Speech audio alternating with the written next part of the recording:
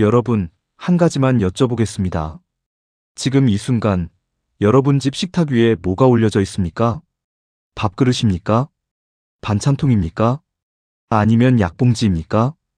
오늘 제가 드릴 이야기는 식탁 위에 올려둔 약봉지 하나가 한 집안의 재물운을 통째로 막고 있었다는 이야기입니다. 그리고 그걸 치운 뒤 20년 동안 풀리지 않던 일들이 하나씩 열리기 시작했다는 이야기입니다. 믿기 어려우신 분들, 끝까지 들어보십시오. 들으시다 보면 분명히 이런 생각이 드실 겁니다. 우리 집 얘기다. 경기도 수원시 외곽, 오래된 빌라 4층. 김영자 씨는 올해 72입니다. 평생 남편과 함께 작은 분식집을 운영했습니다. 아침 6시면 어김없이 일어나서 김밥을 말고 떡볶이를 끓이고 비 오는 날도 눈 오는 날도 하루도 빠지지 않았습니다. 손이 거칠어지는 것도 허리가 굽어가는 것도 몰랐습니다. 그냥 살았습니다. 하루하루 버티는 게 전부였으니까요. 그렇게 번 돈으로 아들 하나, 딸 하나 키워냈습니다. 아들은 중소기업에 취직해서 결혼했고 딸은 간호사가 됐습니다. 남들 보기엔 이제 고생 끝이라고 했습니다. 영자 씨도 그렇게 믿었습니다.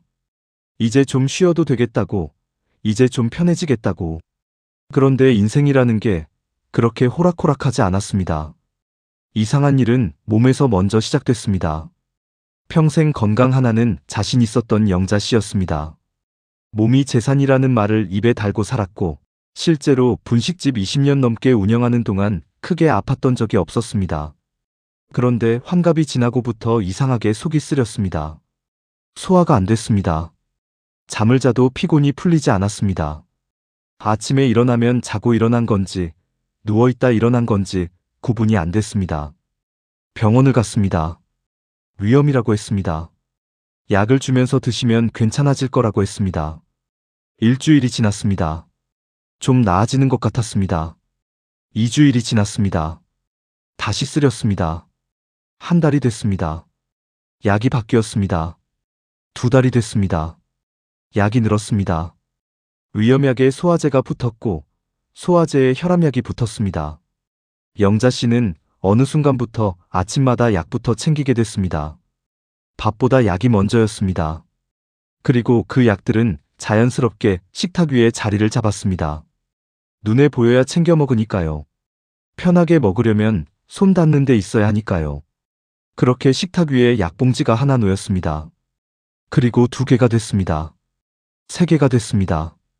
어느새 식탁 한 귀퉁이가 통째로 약자리가 됐습니다.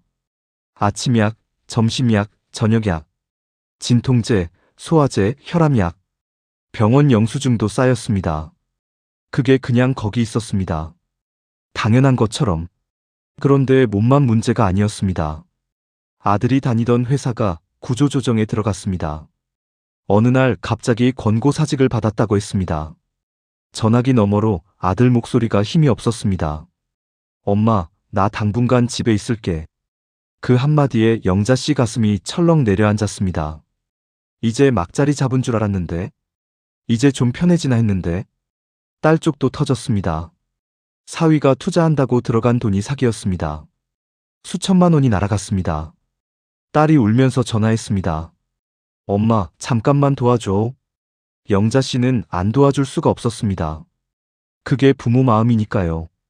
평생 벌어서 아껴둔 노후 자금이 하나둘 빠져나가기 시작했습니다. 몸은 계속 아팠습니다. 자식들은 계속 돈 문제가 생겼습니다. 통장은 점점 가벼워졌습니다. 영자 씨는 생각했습니다. 내가 뭘 잘못했나? 전생에 무슨 죄를 지었나? 왜 나는 이렇게 되는 일이 없나? 그렇게 혼자 사귀는 날이 이어졌습니다. 그러던 어느 날 오후였습니다. 영자 씨는 식탁에 앉아서 약을 먹고 있었습니다. 물 한 모금에 약 2알. 습관이 된 지 오래였습니다. 그런데 그날따라 이상하게 손이 멈췄습니다. 약봉지를 집어들다가 그냥 식탁을 바라봤습니다. 약이었습니다. 식탁 위가 온통 약이었습니다. 예전에 먹다 남은 약봉지, 새로 받아온 약봉지, 뜻담한 약통, 날짜 적힌 병원 영수증. 그게 밥상 위에 밥 먹는 자리 한가운데에 자리를 잡고 있었습니다. 영자 씨는 오래 그걸 바라봤습니다. 그리고 생각했습니다. 나는 왜 이렇게 계속 약을 먹고 있지? 이상하게 그 생각이 떠나질 않았습니다. 며칠 후 오래된 지인이 집에 들렀습니다. 부엌 들어오자마자 식탁을 보더니 한마디 했습니다. 언니, 그거 좀 치워봐.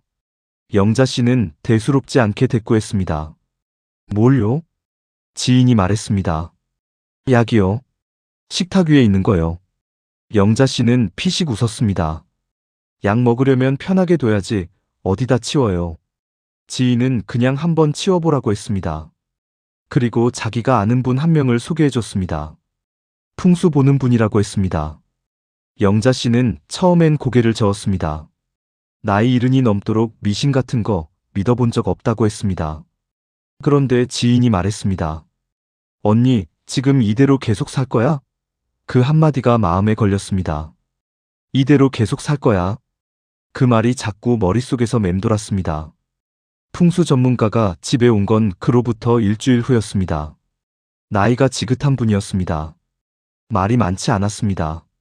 현관에 들어서자마자 발밑을 받고 거실을 한 바퀴 돌았고 안방 문을 열었다가 닫았습니다. 그리고 부엌으로 들어와서 식탁 앞에 섰습니다. 한참을 아무 말 없이 식탁을 바라봤습니다. 영자 씨는 그 침묵이 불편했습니다. 뭔가 말을 해줘야 할 것 같아서 먼저 말했습니다. 약이 많죠. 요즘 몸이 좀 안 좋아서요. 전문가가 고개를 끄덕이면서 말했습니다. 이 집은 밥 먹는 자리에서 병을 키우고 있네요. 영자 씨는 순간 말문이 막혔습니다. 아니, 선생님, 약 먹으려고 둔 건데요. 전문가가 조용히 말했습니다.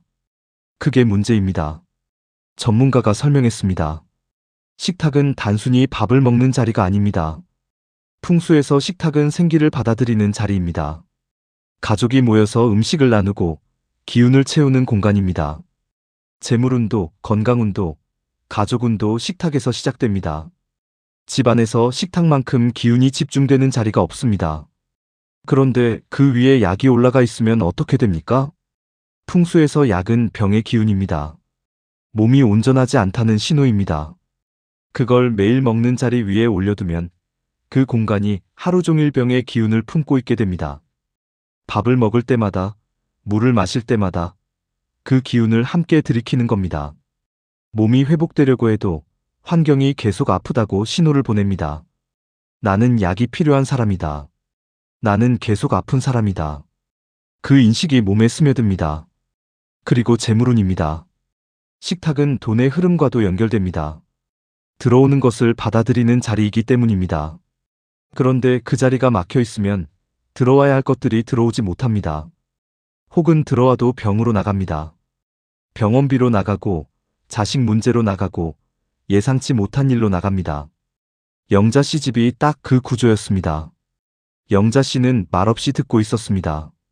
반박하고 싶었는데 반박이 되지 않았습니다. 정확했습니다. 돈이 들어오면 꼭 나갈 일이 생겼습니다. 병원비, 아들, 딸, 들어오는 족족 빠져나갔습니다. 전문가는 그 자리에서 4가지를 말했습니다. 첫째, 약은 절대 식탁 위에 두지 말 것. 서랍이든 별도 약통이든 눈에 보이지 않는 곳에 보관해야 합니다. 약을 눈에 보이게 두는 것은 편리함이 아니라 집안의 병의 기운을 상주시키는 행위입니다. 둘째, 식탁은 항상 비울 것. 밥 먹을 때만 쓰는 공간으로 두어야 합니다. 잡동사니, 영수증, 우편물, 전화기, 아무것도 올려두면 안 됩니다. 식탁이 비어야 기운이 들어옵니다. 셋째, 현관을 정리할 것.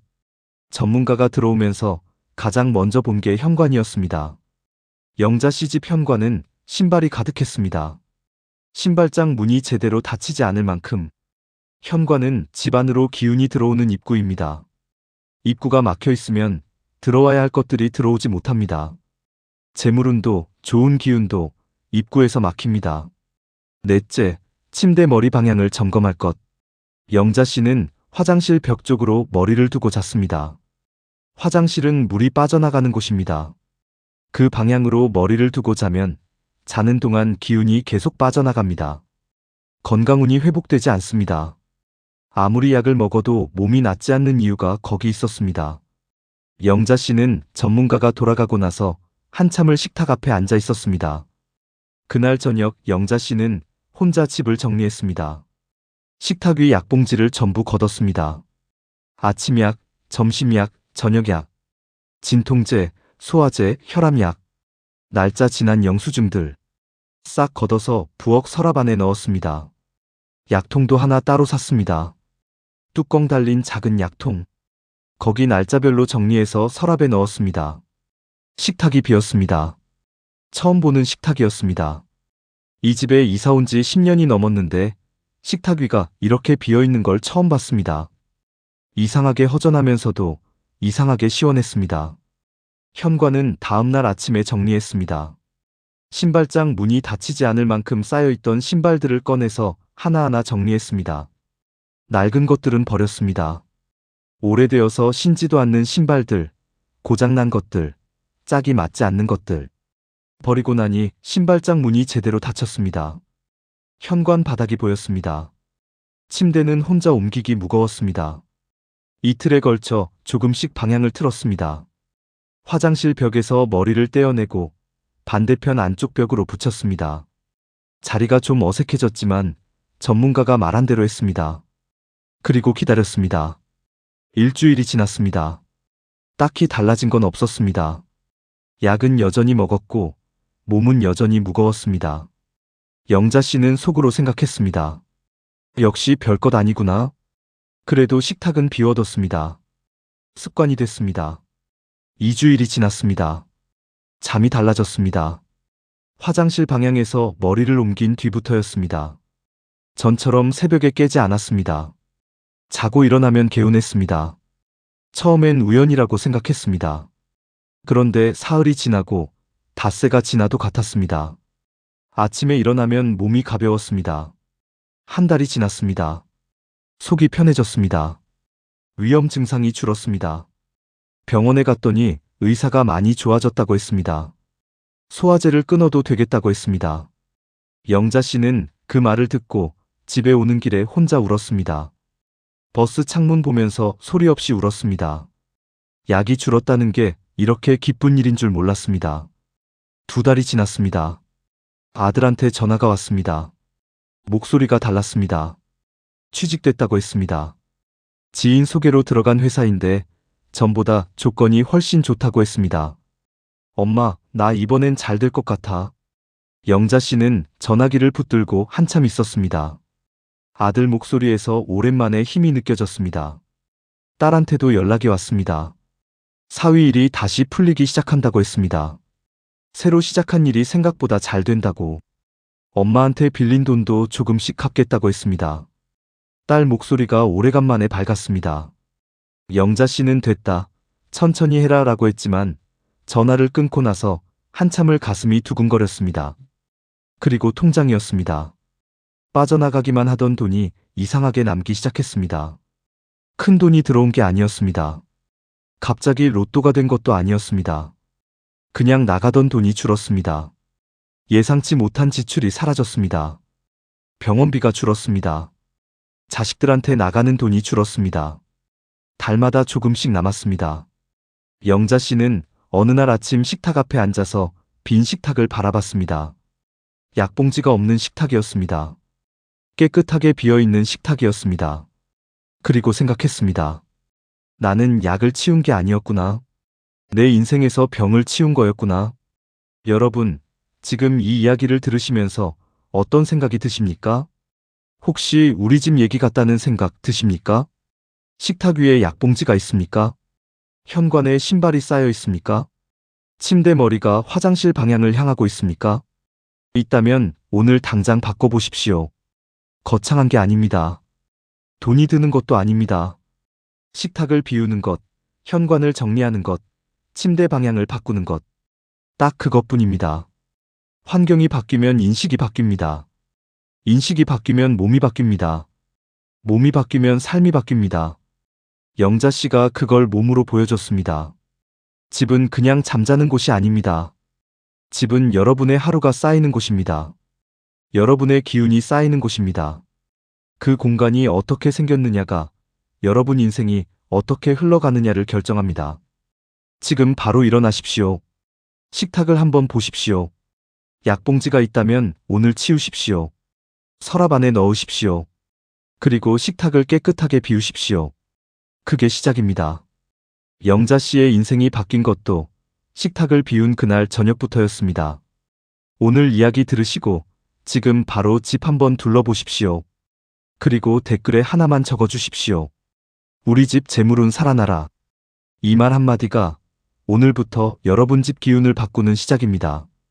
이 영상 저장해 두시고 집 정리할 때마다 다시 보십시오.